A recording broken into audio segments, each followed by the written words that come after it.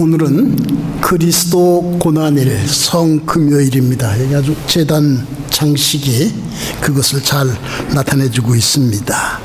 한국교회는 지금 고난을 받고 있습니다. 예배당 예배, 보통 현장 예배라고 하는 것, 거의 모든 교회들이 이걸 좀 드리지 못하고 있고 여러 가지 활동들이 대부분 정지되어 있습니다. 그런 가운데서 맞이하는 그리스도 고난일 성금요일, 우리가 참 예년과는 다른 무엇인가 깊이 있고 뭐 좀 이런 그러한 교훈을 구하게 됩니다.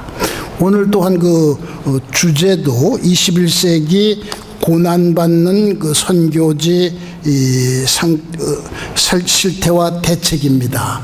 오늘 발표 중에 혹시 코로나 문제로 인한 선교사들이 겪는 어려움도 언급될지 모르겠습니다. 이 선교는 이 본문과 상황, 텍스트와 콘텍스트가 잘 조화를 이루어야 됩니다. 그걸 가지고 이렇게 타원형적인 긴장이라고 폴 틸리죠. 그렇게 말한 신학자도 있는데, 뭐 상황을 내세워서 거기에다가 이렇게 텍스트를 갖다가 끼얹는 이런 건 좀 이렇게 삼가는 것이 좋다고 배웠습니다. 그런데 오늘은 우리가 이 코로나로 인한 여러 가지 문제라는 상황을 먼저 생각하지 않을 수가 없습니다. 이 코로나 사태를 겪으면서 여러 가지 질문을 갖게 됩니다. 저는 부족해서 정직한 말입니다. 그 질문에 대한 답을 찾지 못하고 있습니다. 여러분들 가운데 혹시 찾은 분들이 있으면은 뭐 이따 식사하며 교제하는 시간이라도 좀 이렇게 나눠 들려주셨으면 감사하겠습니다. 이 코로나 사태는 중국에서 시작됐습니다. 그래서 처음엔 이름이 우한 폐렴이었습니다. 시진핑이 기독교를 갖다가 참 심하게 박해하고 있습니다. 오늘 두 번째 발표가 그것을 주제로 하고 있는 거로 자료집에 되어 있습니다. 중국의 기독교 박해와 이 우한에서 발생한 코로나 관계가 없는 것일까? 그런 질문을 제기하는 분들이 많습니다. 저 역시 그 가운데 하나입니다. 정말 관계가 없는 것일까? 제일 기본적인 질문, 이 사태에 담긴 하나님의 뜻은 무엇인가? 이거 우리가 찾아야 됩니다. 답을 이렇게 찾아야 됩니다. 이게 뭐 2차 대전 이후에 세계가 겪는 최악의 상황, 엄중한 상황이라고도 그래요. 한국어 말하면 6.25 전쟁 이후에 겪는 가장 혹독한 시련이라고도 할 수가 있습니다. 우연이 아닐 텐데 여기에 담겨있는 하나님의 뜻은 무엇일까? 코로나 사태 이후에 타격을 심하게 받은 것 가운데 하나가 교회입니다. 말씀드렸습니다. 예배당에서 드리는 현장 예배가 지금 많이 제약을 받고 있습니다. 그거 원격 예배로 된다고, 영상 예배로 된다고 그러는데, 여러분 영상 예배 그걸 잘 알려주는 한자 단어가 하나 있어요. 뭐겠습니까? 격화 소양, 가려운데 신신구 긁는다. 저도 영상 예배 몇 주째 드리고 있는데 그럴 때마다 그 단어가 이렇게 떠오릅니다. 시원하지가 않습니다. 또 행정당국이 교회를 향해서 뭐 좀 여러 가지 이렇게 참 듣기에 거북한 말들을 많이 합니다. 교회 폐쇄, 사실은 좀 그 말 들을 때 섬찟해요. 이 교회라는 것은 기독교 공동체 모든 걸 말합니다. 이 건물을 말할 때는 교회당이라는 말이 있어요. 교회당 폐쇄라고는 할 수 없었을까? 뭐 조금 더 나가서 뭐 교회당 출입 잠정 정지 뭐 그렇게 할 수는 없었을까?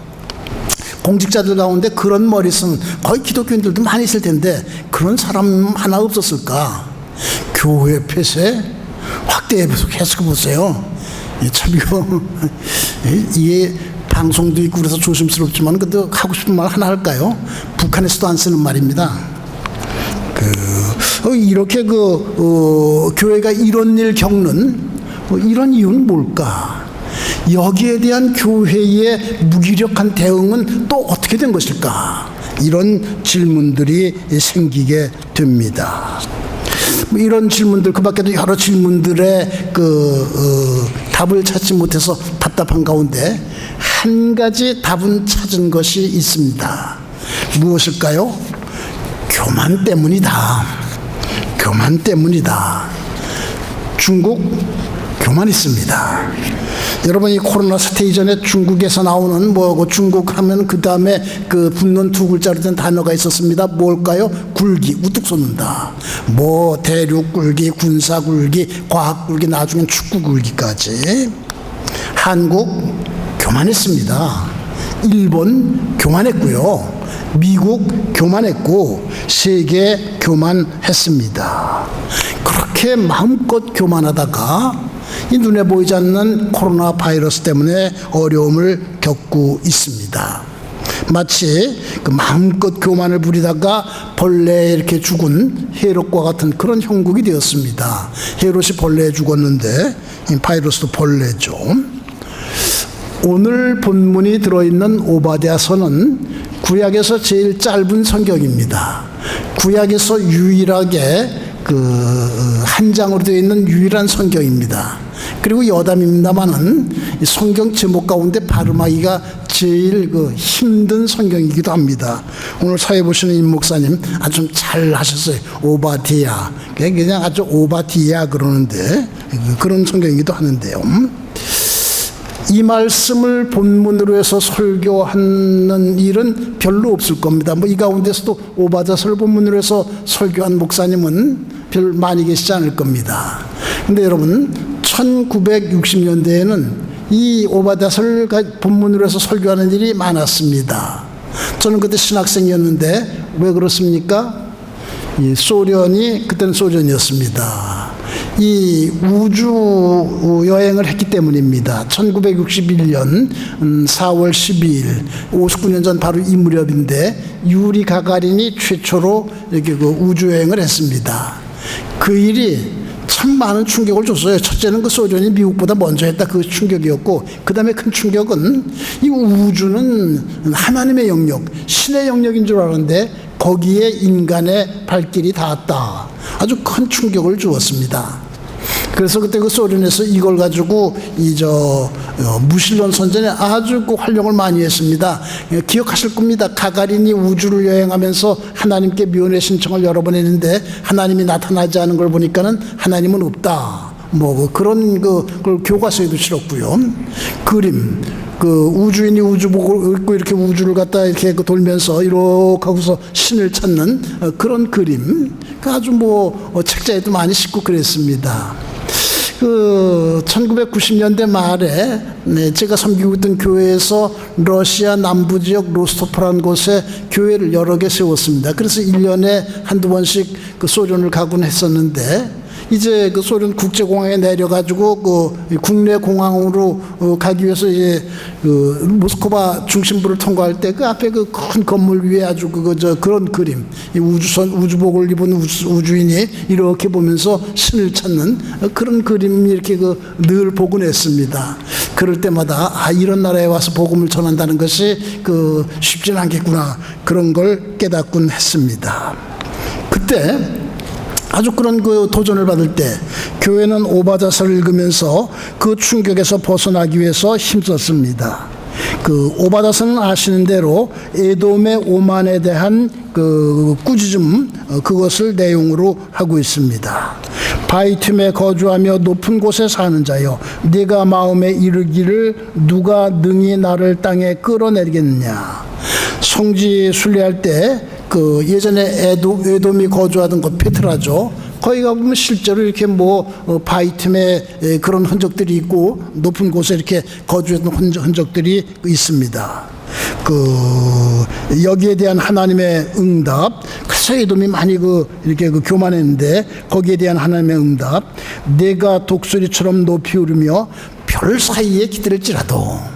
그때 이 말씀 읽을 때 이 부분을 특별히 가지고 액센트를 넣어가지고 강하게 읽었어요. 별 사이에 기들을지라도 내가 거기에서 너를 끌어내리리라, 여호와의 말씀이니라.